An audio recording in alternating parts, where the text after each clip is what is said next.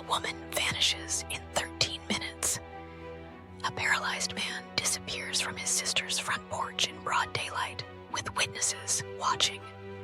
A boat carrying 5 friends is found wrecked on a remote island a decade later, with one man's grave beside it, but no explanation of who buried him. Welcome to the world of unsolved mysteries, where the answers we seek remain tantalizingly out of reach. I'm back with She Speaks Anyways, and today we're diving into 5 of the most baffling unsolved mysteries that continue to captivate and terrify us here in November 2025. These aren't just cold cases, they're puzzles that have stumped experts for decades. Mysteries so strange they seem to defy logic itself. From disappearances that happened in impossible circumstances, to cases where all the evidence points nowhere. These stories will make you question everything you think you know about reality. Stick around until the end, because the final mystery on our list is so bizarre, so unsettling, that it might just keep you up at night. Let's begin. Mystery number 5, the 13-minute vanishing. Patrice Endres. Our first mystery takes us to Cumming, Georgia, on a seemingly ordinary day in April 2004. Patrice Endres owned a hair salon called Tamber's Trim and Tan, and on April 15th, she was working alone. At 11:30 a.m., a customer called the salon and spoke with Patrice.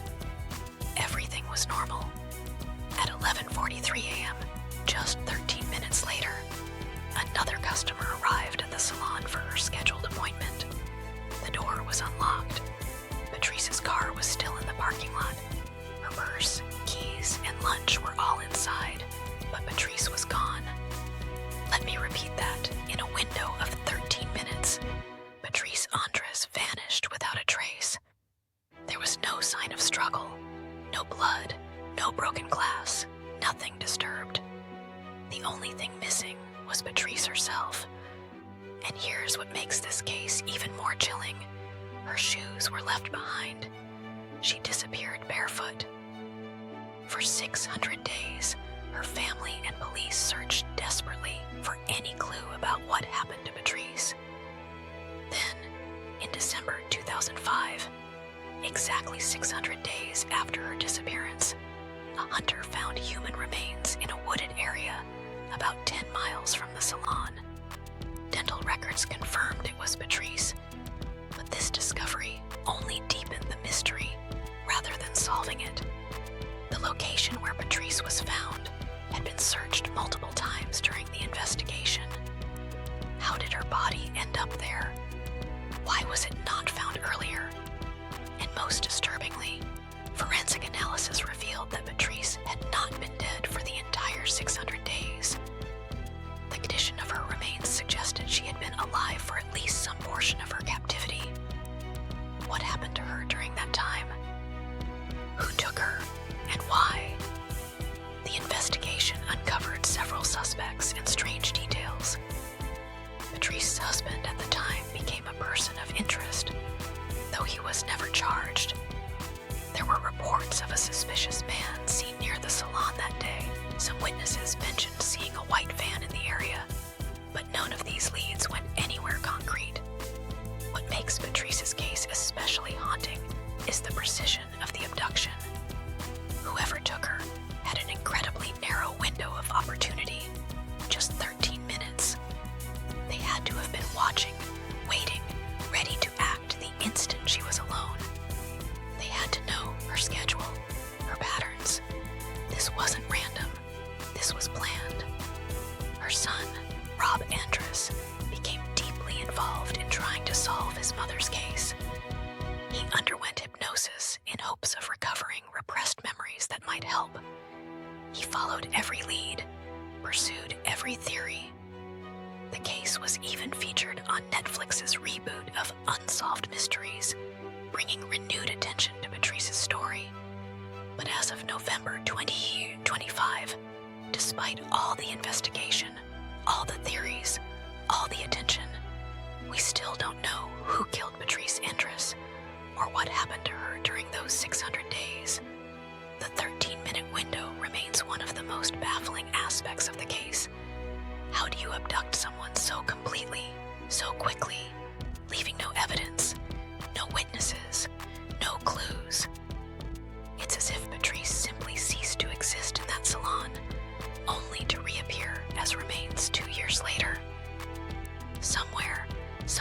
knows what happened in those 13 minutes, but they've never come forward.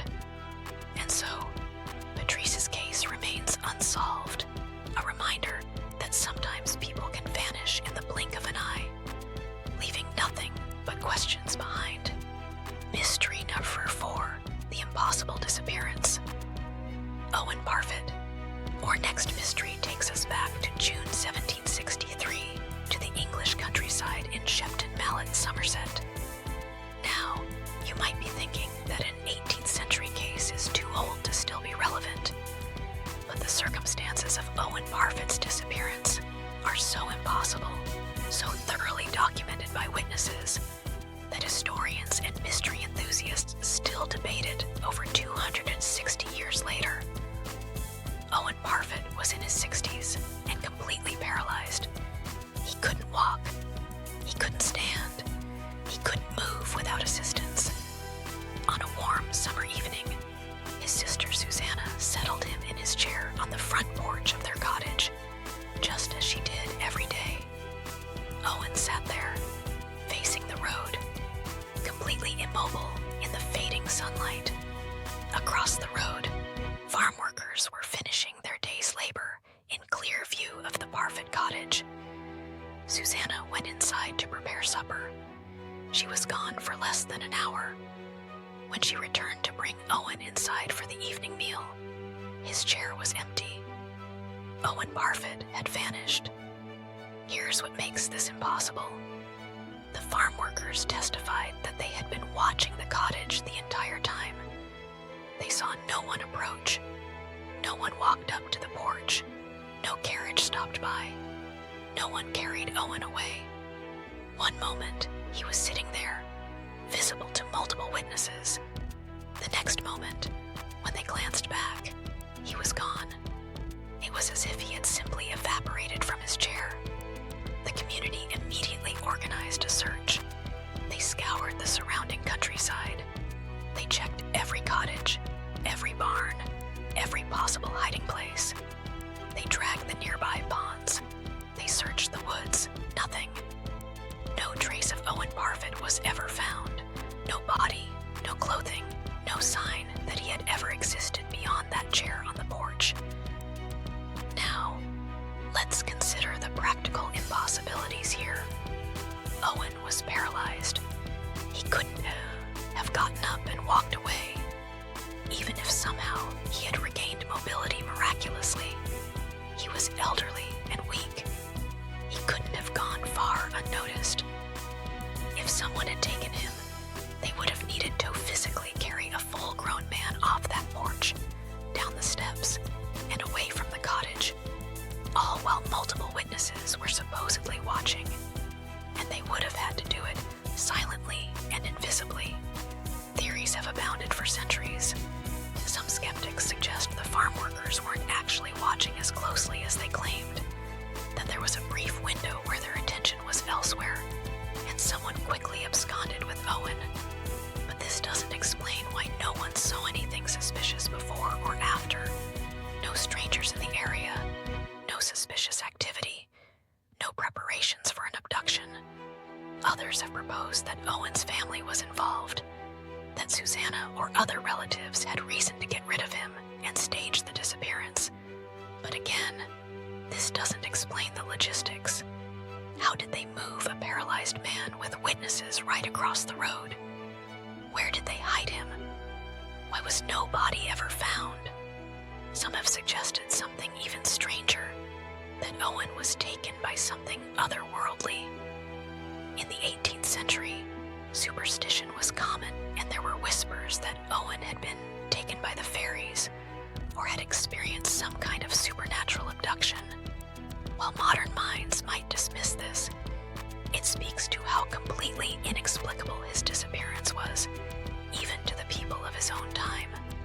The most unsettling aspect of the Owen Parfitt case is that it happened in broad daylight, with witnesses present, to a man who physically could not have left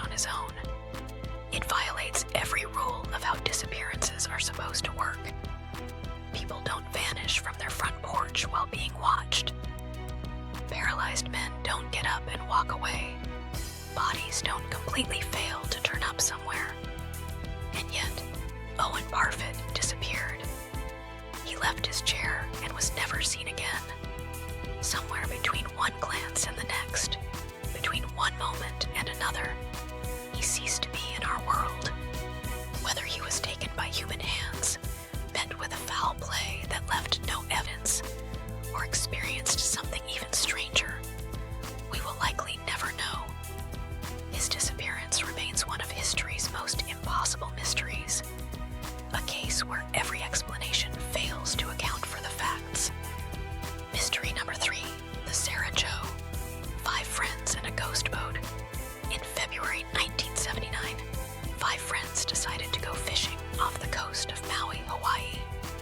The group, Scott Mormon, Benjamin Kalama, Peter Hanchett, Patrick Wessner, and Ralph Malayakini, were experienced watermen who knew the ocean well.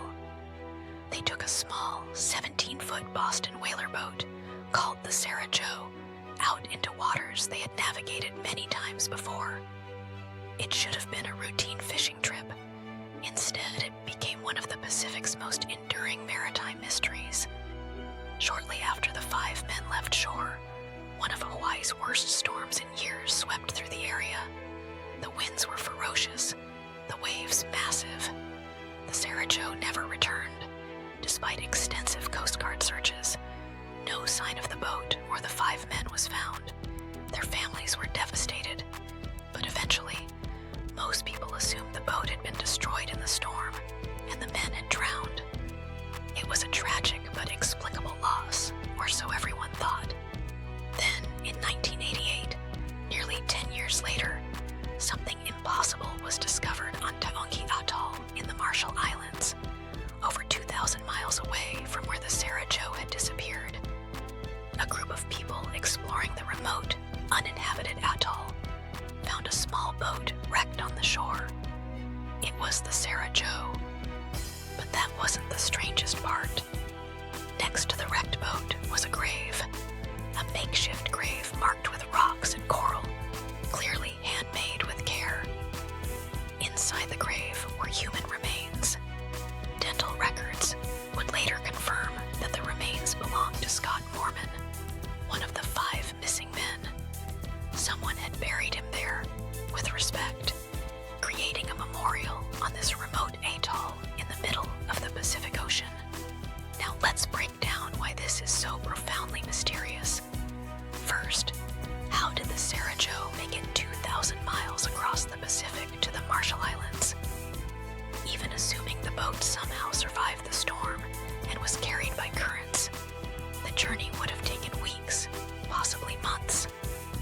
Who was navigating the boat? How did it end up intact enough to be recognizable after such a journey and nearly a decade of exposure to the elements? Second, and most importantly, who buried Scott Mormon? The grave showed clear signs of human construction. Someone had carefully placed the body, arranged rocks and coral over it, and created a burial site.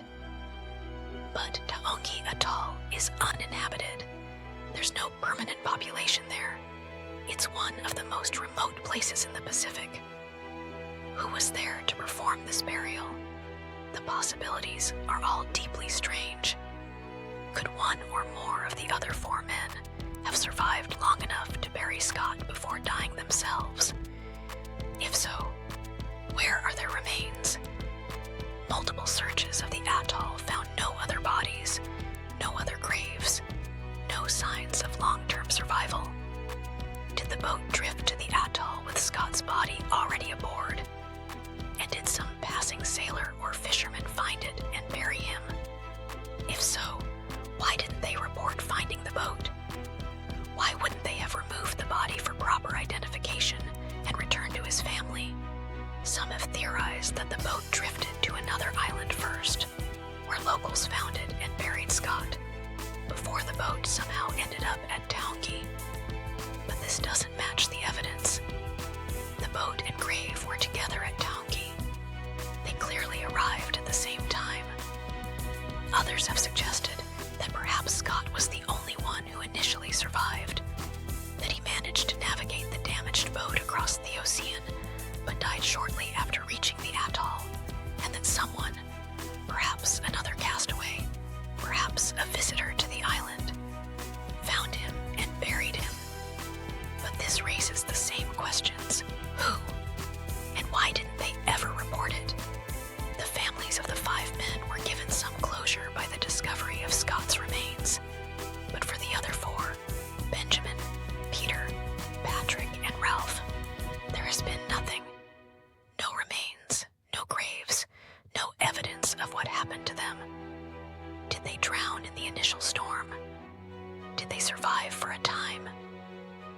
any of them make it to the Marshall Islands with Scott? We simply don't know. The Sarah Jo case is a reminder that the ocean keeps its secrets. Despite our technology, our search capabilities, our determination to solve mysteries, some questions remain unanswered. A boat traveled 2,000 miles across the Pacific. One man was buried with care on a remote atoll. 4 other men vanished completely. And we're left with an impossible puzzle where every piece seems to be missing.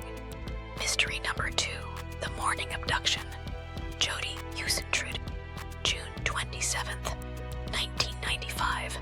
Jodi Huisentruit was running late for work. She was a 27-year-old news anchor at KMT-TV in Mason City, Iowa, known for her bright personality and dedication to journalism.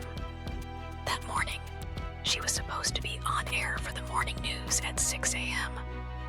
When she hadn't shown up by 4 a.m. to prep for the broadcast, her producer called her apartment. Jodi answered, groggy, saying she had overslept and would be there soon. She never arrived. At 7:20 a.m., after Jodi still hadn't shown up and wasn't answering her phone, concerned co-workers asked police to check on her. What they found in the parking lot of her apartment complex was chilling. Jodi's red Mazda Miata was still there, but there were clear signs of a violent struggle. Her red high-heeled shoes, the ones she'd planned to wear on air, were scattered near the car. Her earrings were on the ground. Her car key was found bent, apparently from being twisted or wrenched forcefully. There was a palm print on the car. Police found a blonde hair that didn't match Jodi's. It was clear that something terrible had happened in that parking lot in the early morning hours. Jodi Huisentruit had been abducted. What makes Jodi's case particularly haunting is that it happened in such a public place at a time when people were starting their days. Someone grabbed her in an apartment complex parking lot, overpowered her despite clear resistance, and took her away, all without being seen. The 4 a.m. hour, in a residential area, someone committed an abduction and disappeared with Jodi without a single witness. The investigation quickly focused on several people in Jodi's life. There was John Van Cise, an older man who was the last known person to see Jodi alive. He'd been at her apartment the evening before, helping her with some things. He claimed they'd watched a videotape together, and he'd left around 10 p.m. Police found his behavior suspicious. He seemed oddly unconcerned about Jodi's disappearance, but they could never gather enough evidence to charge him. There were also strange details about Jodi's personal life. She'd received several letters from someone who seemed to be stalking her, though she never reported them to police. As a local TV personality, she had fans who occasionally crossed boundaries. Could one of them have become dangerously obsessed? Then there was a curious detail discovered by private investigator Steve Ridge years later. The red Mazda Miata found at the scene wasn't actually Jodi's car. She'd planned to buy it, but hadn't completed the purchase before her disappearance. Her mother bought the car after Jodi vanished.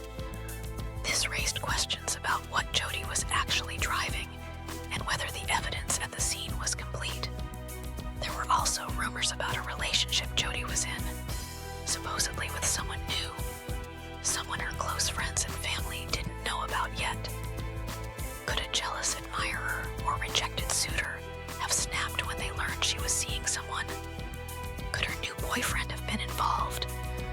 Without knowing who this person was, it's impossible to investigate. As years passed, the case went through multiple investigators, each bringing new energy but uncovering nothing definitive. In 1999, John Van Cise was named a person of interest by police, but he maintained his innocence and was never charged. He passed away in 2013, taking whatever he knew to his grave. Other suspects have emerged over the years. In 2017, a man named Tony Jackson, who had a history of violent crimes against women, and had been in Mason City around the time of Jody's disappearance, became a focus of renewed investigation. But again, no charges were ever filed. Her family has never stopped searching. Her friends still hold vigils. The billboard with her face on it still stands in Iowa. Every lead is followed, every tip investigated. But as of November 2025, 30 years after that June morning, Jody Truitt is still missing. Somewhere, someone knows what happened. They know where she was taken, what became of her, where her remains might be found, but they've never come forward.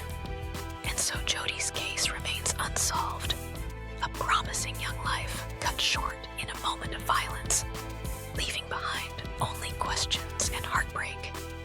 Mystery number one, the boy who vanished in broad daylight. Jeremy Grice. Our final mystery is one that has haunted a community for nearly 40 years. 4-year-old Jeremy Grice was last seen playing in front of his home in November 1985 in Augusta, Georgia. It was an ordinary day, the kind where children play outside under their parents' watchful eyes, where neighborhoods feel safe and the world seems manageable. Jeremy's family lived in the CSRA area, and on this particular November day, little Jeremy was playing right in front of his house, visible to his family. His mother went inside for just a few moments, the kind of brief absence every parent experiences when you run in to grab something or check on something, secure in the knowledge that your child is safely playing just outside your door. When she came back out, Jeremy was gone. At first, it seemed like maybe he'd wandered off.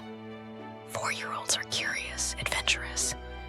Maybe he'd gone to a neighbor's house, or followed a dog down the street, or gotten distracted by something interesting. The family searched the immediate area, calling his name, checking with neighbors. But Jeremy wasn't at any of the neighboring homes. He wasn't at the park. He wasn't anywhere. Police were called, and a massive search began. The community rallied. Volunteers combing through yards, woods, abandoned buildings, anywhere a small child might have wandered or been taken. Search dogs were brought in. Every registered sex offender in the area was questioned and investigated. Police followed every lead, pursued every possibility. Nothing. Jeremy Grice had vanished as completely as if he'd never existed. What makes Jeremy's disappearance particularly agonizing is the complete absence of clues. There were no witnesses who saw anything suspicious. No one noticed a stranger in the neighborhood. No vehicles were reported leaving the area hastily. There was no evidence of an accident, no sign that Jeremy had wandered into danger. He simply stepped out of view for a few moments and was gone forever. Over the nearly 4 decades since Jeremy disappeared, investigators have pursued countless theories. Was he abducted by a stranger? If so, how did they manage to take a child from right in front of his home with no one seeing anything? Was he the victim of someone he knew? Someone who wouldn't have seemed suspicious being in the neighborhood? Did he wander off and meet with an accident in a location that somehow wasn't searched? The possibilities are endless, and none of them have led to answers. Jeremy's uncle, David Smith, has been one of the most vocal advocates for continuing the investigation. In 2025, he spoke to local media about still holding on to hope after 39 years. He's refused to accept that Jeremy's case will never be solved. He's pushed for renewed investigation, for advanced techniques like genetic genealogy to be applied if any evidence exists, for the case to stay in the public consciousness.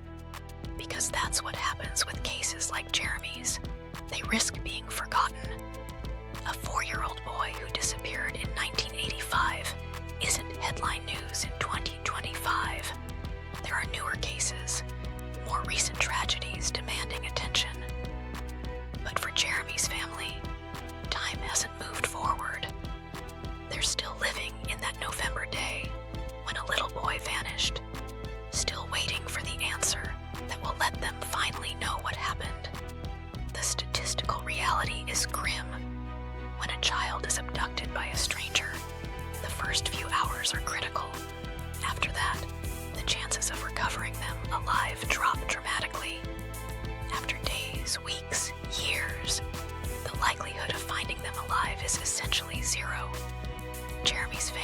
almost certainly been living with the loss of their child for 4 decades, even without the confirmation that comes with finding remains. But without a body, without evidence, without anything concrete, there can be no closure. They can't bury him. They can't know for certain what happened. They're trapped in a kind of perpetual limbo where hope and grief exist simultaneously, where every phone call might be the one that finally provides answers, where every unidentified child's remains, discovered anywhere in the country, raises the terrible question, could it be Jeremy? The cruelty of cases like this is that they rob families not just of their loved ones, but of certainty, of the ability to grieve properly and move forward. How do you mourn someone when you don't know for sure they're dead? How do you hold a funeral without a body? How do you mark anniversaries when you don't know what you're commemorating? A death, a disappearance, the last day someone existed as themselves. As of November 2025, Jeremy Grice would be 43 years old if he's somehow alive. But realistically, investigators and family members know that a 4-year-old taken in 1985 almost certainly didn't survive long. The question isn't whether Jeremy is alive. The question is, what happened to him?